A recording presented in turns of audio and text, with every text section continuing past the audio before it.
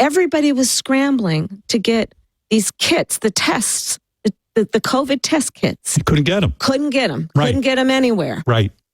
And this guy who is president of the United States is sending them to Russia, to a murderous dictator for his personal use. The point being, that is just the most recent stark example of who Donald Trump is, that he secretly sent COVID test kits for the personal use of Putin, of Russia, an adversary to the United States, when he was talking about Americans should be putting bleach in their blood. If you made it up, nobody would believe you. That was Vice President Harris today reacting to this unbelievable, surreal new reporting in the forthcoming book by Bob Woodward that at the height of the coronavirus pandemic, while Donald Trump was the president of the United States of America in 2020, Trump, quote, secretly sent Putin a bunch of Abbott point-of-care COVID test machines for his personal use. It was a favor to the murderous dictator of Russia, who was infamously terrified of contracting COVID. But as Vice President Kamala Harris pointed out, Americans here were struggling to get access to tests themselves because there was a shortage at the time. Woodward writes that Putin was worried about how this revelation would damage Trump politically. Putin telling Trump this, quote, I don't want you to tell anybody because people will get mad at you, not me. And the personal relationship between the two, Donald Trump and Vladimir Putin, has persisted, maybe deepened, over the last 4 years, with Woodward reporting that Donald Trump has secretly spoken to Vladimir Putin as many as 7 times since leaving office. While the Trump campaign dismissed Woodward's book in a statement today, they did not address any of the specifics reported in it by Woodward. Joining our coverage, NBC News Chief International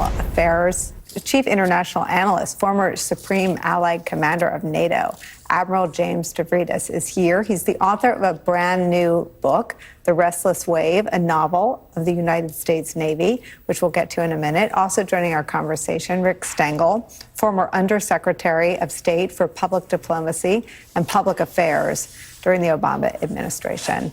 7 times. I don't think Melania has appeared with Trump 7 times in public in the 4 years. I have kind of 2 immediate reactions. One is, this sounds immodest, but you'll get my point. I have received 50 medals over the years, 28 from foreign nations. The decoration I'm the proudest of, Nicole, is being sanctioned by the Kremlin.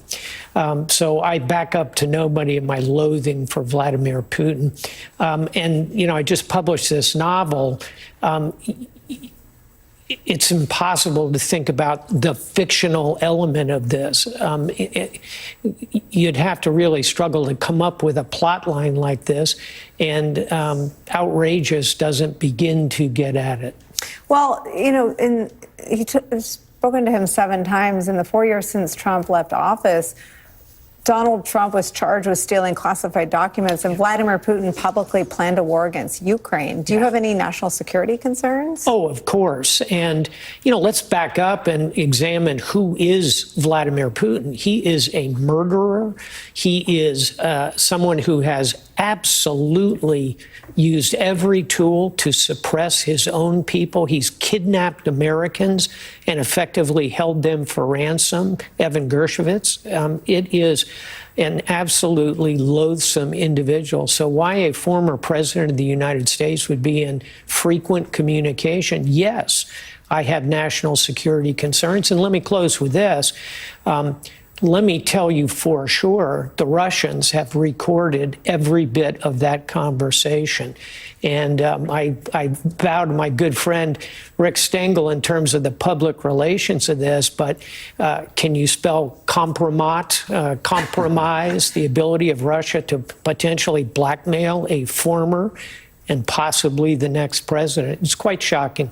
Well, I mean, we're back to, I guess in 2016 it was a P-tape, but we're back to the question. I mean, you use that word. It's something that has hung over Donald Trump since he stepped into public life. You know, I've often tried the thought experiment that goes as follows. Donald Trump is an agent of Vladimir Putin. Prove the opposite. I mean, there's no evidence. I usually go with useful idiot, but keep going. There's no evidence that he's not a kind of oligarch out of the country for Vladimir Putin. The 7 phone calls, I don't understand why people are not talking about the Logan Act. The Logan Act, clearly, it's a clear violation. We are talking to a leader of a hostile foreign power and maybe affecting U.S. foreign policy. That's something that people should think about. But, you know, this goes so far back, goes back to the 1980s, goes back to the fact that he married a Czechoslovakian woman when Czechoslovakia was behind the Iron Curtain. They not only are recording those phone calls, as Jim said, they've been open to file for him back in the 80s, from the time he was trying to open a Trump Tower in Moscow, when he brought the Miss Universe contest to Moscow in the 1980s and said, Putin loves me. I mean, it's really strange. And someday, I hope, you know, when some KGB officer defects, we'll find out the true story. 7 phone calls with Vladimir Putin. I mean, what are your, if you someone said you can listen to all 7 of them, I mean, what's the theory on it? You know, it's funny. Well, we have, you know, heard phone calls that he's had with foreign leaders, like the Zelensky phone call. And there was that terrific story in the New York Times today about the Hamburg conference. Yeah, we had Mark Mazzetti here yesterday. In 2017. Yeah. And what you find about the conversations is one guy is talking 97% of the time. That's Vladimir Putin. And one guy is listening. And so what was so upsetting about the Hamburg thing is that he was coached to go in there. You have to defend Ukraine. You have to defend U.S. interests. And he actually asked Putin the question, do you think I should be giving aid to Ukraine? This is maybe the worst presidential negotiation in American history from a guy who claims to be a good negotiator. So I think Putin is talking his ear off and he's listening. No one's going anywhere. We have to fit in a very short break. We'll all be right back. There's so much more.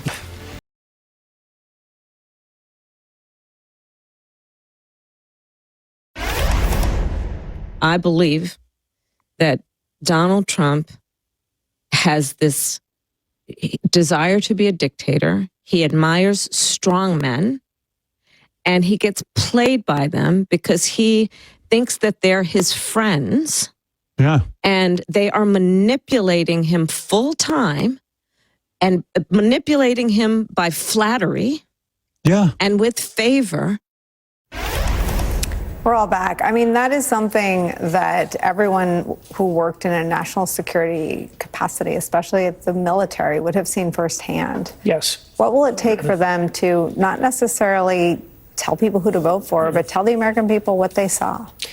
Well, I hope they do. And here I'm speaking of close friends, General Jim Mattis, General John Kelly, Lieutenant General H.R. McMaster has probably come the closest. He's published a book, but frankly, I think the book doesn't read to me like the unvarnished kind of truth teller that I know H.R. McMaster to be.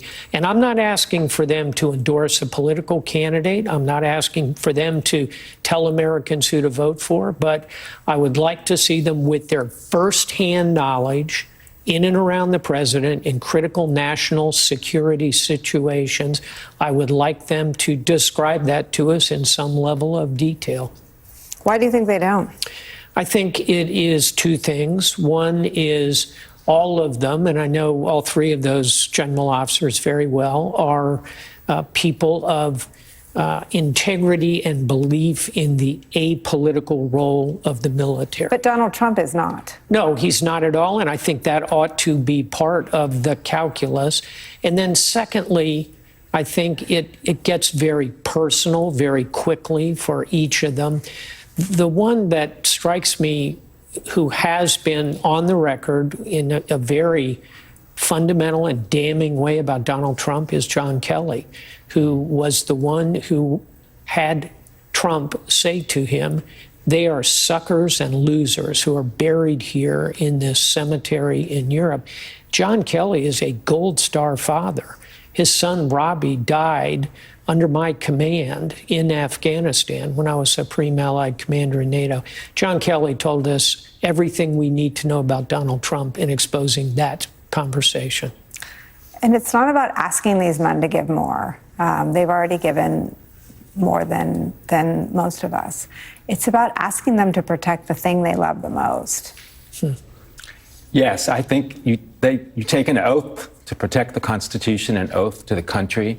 I certainly understand that the military should be and has always been apolitical, but the values that keep the military alive, whether it's the First Amendment, whether it's freedom, are the things that ultimately your allegiance is to. So I completely understand what you're saying, and I completely think they should come out and say what they witnessed. Now, John Kelly has. It's hard for me to imagine someone who has read what John Kelly said about Donald Trump, thinking that John Kelly would vote for Donald Trump. So I think all of it is out there.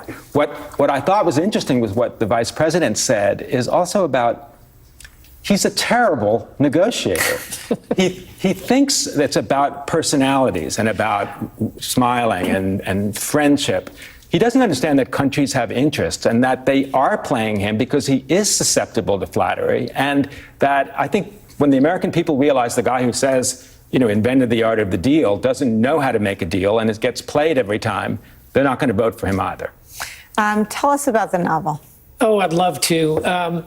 It's set in the early days of World War II, and therefore it examines the greatest generation, but not in a perfect and heroic way. It's the greatest generation in their youth. So you really get a sense of people growing and making mistakes as they launch into this maelstrom, this inferno of war. And then secondly, Nicole and Rick, it's about great power war, how devastating it is. It's a cautionary tale.